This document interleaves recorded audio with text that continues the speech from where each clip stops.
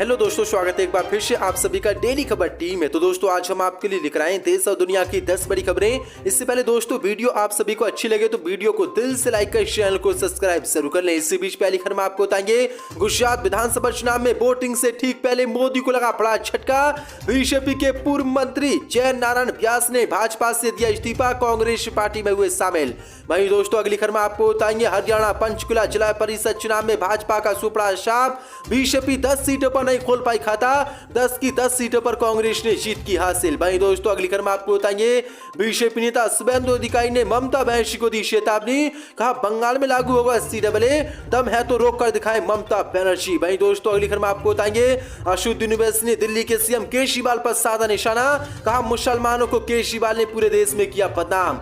वहीं दोस्तों अगली खबर में आपको बताएंगे पप्पू यादव ने बाबा रामदेव पर बोला जोरदार हमला, कहा पानी में डुबोकर इस बाबा रामदेव को मार देना चाहिए। वहीं दोस्तों अगली खबर में आपको बताएंगे महाराष्ट्र में गिर सकती है शिंदे और बीजेपी की गठबंधन वाली सरकार, गुवाहाटी पहुंचे 6 विधायक नहीं आए वापस। वहीं दोस्तों अगली खबर में आपको बताएंगे गुजरात विधानसभा चुनाव के लिए कांग्रेस ने किया बड़ा ऐलान, सरकार बनी तो 500 रुपये में मिलेगा गैस सिलेंडर। तो दोस्तों सभी खबरों को एक एक कर विस्तार से आपको बताएंगे, वीडियो को दिल से लाइक कर चैनल को सब्सक्राइब जरूर कर लें। इसी के साथ पहले फटकी मन कैलकुलेशन, गुजरात चुनाव में वोटिंग से ठीक पहले मोदी को लगा बड़ा झटका। बीजेपी के पूर्व मंत्री जय नारायण व्यास ने छोड़ी पार्टी, कांग्रेस पार्टी में हुए शामिल। 64 पदें। गुजरात विधानसभा चुनाव में होने वाली वोटिंग से पहले आज मोदी को बड़ा झटका लगा है। दरअसल बीजेपी के पूर्व मंत्री जय नारायण व्यास ने बीजेपी छोड़ कांग्रेस पार्टी में शामिल हो गए। व्यास ने इसी महीने की शुरुआत में बीजेपी से इस्तीफा दिया था। अहमदाबाद में एक कार्यक्रम में कांग्रेस अध्यक्ष मल्लिकार्जुन खड़गे और राजस्थान के मुख्यमंत्री अशोक गहलोत की मौजूदगी में उन्होंने कांग्रेस पार्टी का हाथ थाम लिया है। दरअसल आपको बता दें बीजेपी ने अब की बार भी उनको टिकट नहीं दिया था। वहीं 2017 के विधानसभा चुनाव में भी बीजेपी ने उन्हें टिकट नहीं दिया था। उन्हें उम्मीद थी कि अब की बार बीजेपी उनको टिकट देगी, लेकिन इस बार भी उनको बीजेपी ने टिकट नहीं दिया। इसी से नाराज होकर आज भाजपा को उन्होंने बड़ा झटका दिया है और वोटिंग से ठीक पहले वह कांग्रेस पार्टी में शामिल हो गए हैं। इसी के साथ मन कैलकुलेशन, हरियाणा के पंचकुला की जिला परिषद की 10 सीटों पर भाजपा का सुपड़ा साफ, कांग्रेस की हुई बम्पर जीत। 64 पदें। पंचकुला जिला परिषद में भाजपा का सुपड़ा साफ हो गया है। भाजपा एक भी सीट यहां पर जीत नहीं पाई है। सभी 10 सीटों पर बीजेपी का सुपड़ा साफ हो गया है। यहां पर 10 सीटों पर कांग्रेस समर्थित उम्मीदवारों ने जीत हासिल की है। दरअसल आपको बता दें जिला परिषद की 8 सीटें कालका विधानसभा क्षेत्र और 2 सीटें पंचकुला विधानसभा क्षेत्र में पड़ती है। यहाँ पर 10 की 10 सीट बीजेपी हार गई है। दरअसल आपको बता दें हरियाणा के सभी 22 जिलों में 143 पंचायत समितियों और 12 जिला परिषदों के सदस्यों के चुनाव के लिए मतगणना जारी है। इस दौरान जिला परिषद की 411 पंचायत समितियों की 3081 सीटों पर हार जीत का फैसला होना है। लेकिन पंचकुला जिला परिषद चुनाव के नतीजे आ गए। यहाँ पर 10 सीटों पर बीजेपी का सफाया हो गया और एक भी सीट बीजेपी नहीं जीत पाई। कांग्रेस ने यहाँ पर 10 सीटों पर जीत हासिल की है।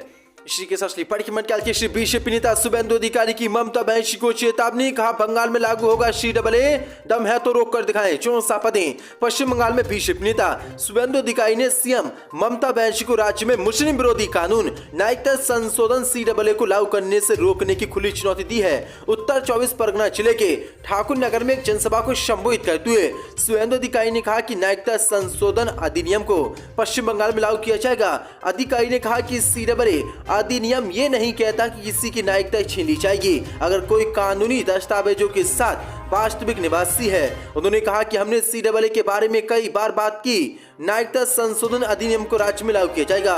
साथ ही उन्होंने ममता बनर्जी को चेतावनी देते हुए और खुली चुनौती देते हुए कहा कि अगर ममता बनर्जी में दम है तो इससे लागू करने से रोक कर दिखाएं। दरअसल आपको बता दें ममता बनर्जी ने कुछ दिन पहले ही कहा था कि भाजपा को हम किसी भी कीमत पर मुस्लिम विरोधी कानून CAA को पश्चिम बंगाल में लागू नहीं करने देंगे। अब इसी पर बीजेपी नेता ने खुली चेतावनी ममता बनर्जी को दी है। इसी के साथ मन कैलकुलेशन, असदुद्दीन ओवैसी का केजरीवाल पर बड़ा हमला, कहा मुसलमानों को केजरीवाल ने पूरे देश में बदनाम किया। सापा ने गुजरात में एक रैली को संबोधित करते हुए असदुद्दीन ओवैसी ने आज केजरीवाल पर बड़ा हमला बोला है। ओवैसी ने केजरीवाल पर हमला बोलते हुए केजरीवाल को छोटा रिचार्ज तक कह डाला।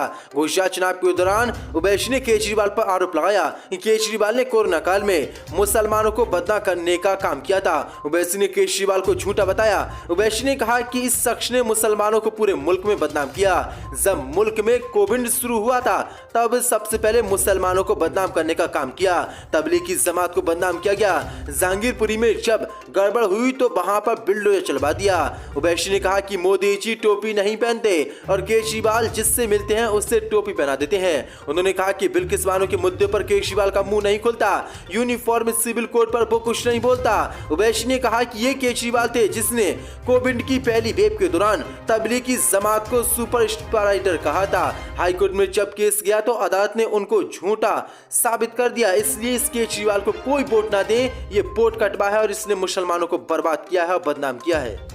इसी के साथ कैलकुलेशन पप्पू यादव का रामदेव पर बड़ा हमला, कहा पानी में डुबोकर इस रामदेव को मार देना चाहिए।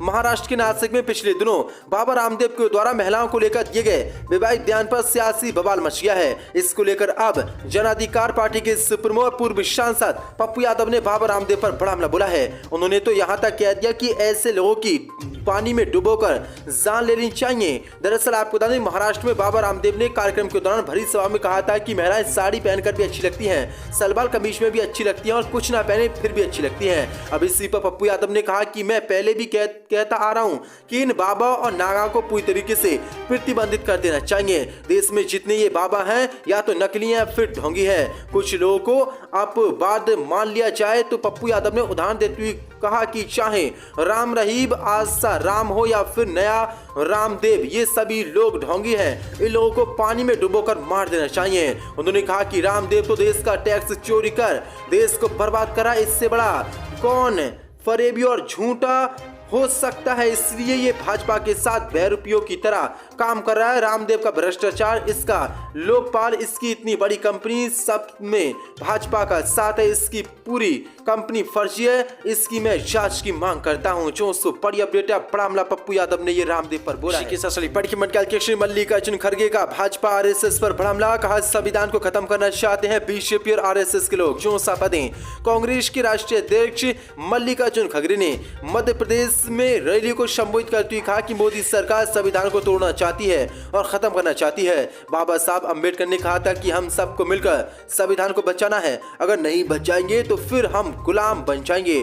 आरएसएस और बीजेपी के लोग संविधान को खत्म करना चाहते हैं। जो बड़ा हमला उन्होंने आज बीजेपी आरएसएस पर बोला है और संविधान बचाने की लोगों से अपील की है। इसी के साथ कैलकुलेशन महाराष्ट्र में गिर सकती है शिंदे और बीजेपी के गठबंधन की सरकार। शिंदे कैंप में बगावत, गुवाहाटी नहीं पहुंचे 6 विधायक। महाराष्ट्र में अब सियासी भूचाल एक बार फिर से आ गया है।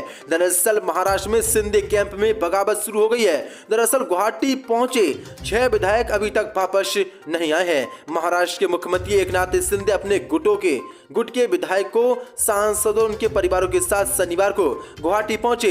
इस दौर के साथ ही उनके खेमे की बगावत की चर्चा तेज हो गई है। विरोधी हमला करने का कोई मौका नहीं छोड़ रहे हैं। ऐसा इसलिए क्योंकि उनके दौरे से उनके कैंप के 6 विधायकों ने खुद को अलग कर लिया है। माना जा रहा है कि इसमें से कुछ मंत्री नहीं बनाए जाने से नाराज चले हैं। दरअसल आपको बता दें, गुवाहाटी में 6 भी शिंदे कैंप के विधायक गए थे, लेकिन वह अभी तक वापस नहीं लौटे हैं। इसी को लेकर अब कयास लगाए जा रहे हैं कि महाराष्ट्र में एक बार फिर से बीजेपी और शिंदे कैंप में बगावत शुरू हो गई है। जल्द महाराष्ट्र में शिंदे और बीजेपी के गठबंधन की सरकार गिर सकती है। जो बड़ी अपडेट है, 6 विधायकों ने शिंदे कैंप से बगावत कर ली है। जो बड़ी अपडेट, बड़ा झटका जल्द महाराष्ट्र में शिंदे और भाजपा को लग सकता है। इसी के साथ गुजरात चुनाव के लिए कांग्रेस ने किए बड़े वादे। 500 रुपये में गैस सिलेंडर, 3000 रुपये भत्ता। 64 पदें। गुजरात में 1 और 5 दिसंबर को 2 चरणों में वोट डाले जाएंगे। गुजरात में कांग्रेस ने चुनाव से पहले कई बड़े वादे किए हैं। गुजरात में कांग्रेस ने पुरानी पेंशन लागू करने, सरकारी नौकरियों में कॉन्ट्रैक्ट व्यवस्था खत्म, 10 लाख सरकारी नौकरी, 3000 रुपये बेरोजगारी भत्ता, 500 रुपये में गैस सिलेंडर, 300 यूनिट फ्री बिजली, 10 लाख मुफ्त तक इलाज सहित कई बड़े वादे किए हैं। कांग्रेस ने किसानों का 3 लाख रुपए तक का कर्ज माफ और बिजली बिल माफ करने का वादा किया है। गुजरात की कांग्रेस ने अपने संकल्प पत्र में और भी कई बड़े वादे किए हैं।